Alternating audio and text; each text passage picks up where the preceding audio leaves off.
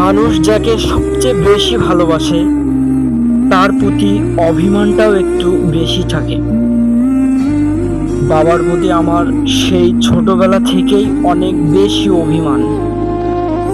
বাবা মানেই মিষ্টি অভিমান আর শাসন করার এক অদ্ভুত অনুভূতি। আমার উপর তোমার বড্ড অভিমান, তাই না বাবা?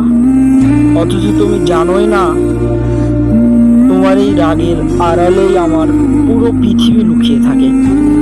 অভিমানগুলো হয়তো জমে থাকে পাহাড় হয়ে, কিন্তু বাবা, তোমার একটা মাত্র হাসি সেই পাহাড় গলিয়ে দেওয়ার জন্য যথেষ্ট।